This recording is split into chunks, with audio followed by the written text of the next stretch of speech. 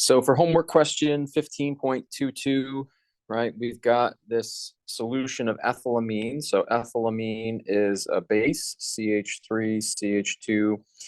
And typically what we look for in a base is something that's got a nitrogen, right? One of the bases we talked about was ammonia, NH3. So those nitrogens are typically basic. So we've got this base, we've got 0.5 molar concentration solution of this base, and the pH of this solution is 12.19. It wants to know the Kb of this base.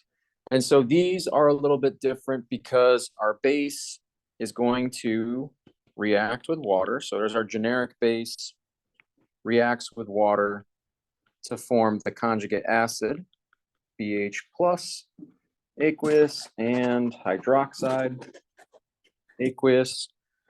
All right. So our Kb, and here's where it's a little bit different than the Ka problems, right? Kb would be conjugate acid times hydroxide all over the concentration of my base.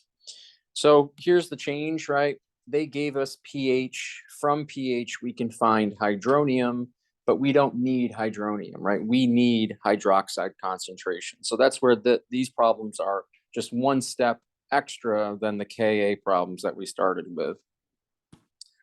All right, so step one.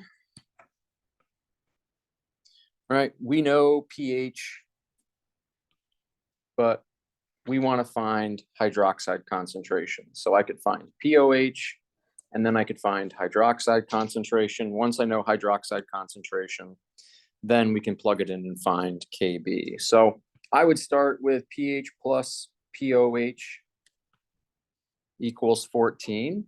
So our POH equals 14 minus 12.19.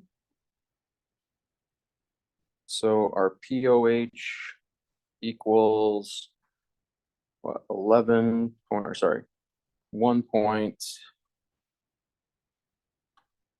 right, 81. So now that we've got our POH, we can find our hydroxide concentration. We know hydroxide equals 10 to the negative POH. All right.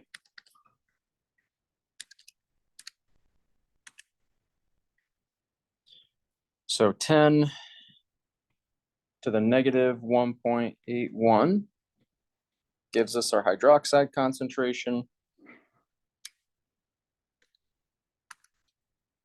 Negative, I get a hydroxide concentration of 1.55 times 10 to the minus 2.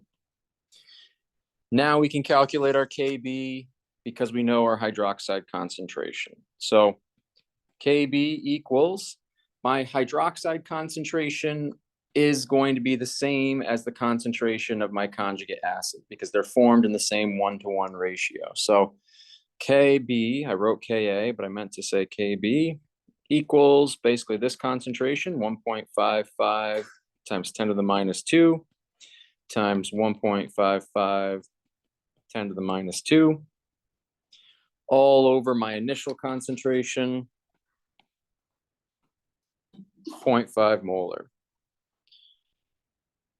So I'm going to square that, divide that by 0.5, and I get a Kb of approximately 4.8 times 10 to the minus 4. Here for the Kb, right, all of those numbers count. So I would say two significant figures because 0.50 concentration is 2 sig figs, 12.19 pH is also two significant figures.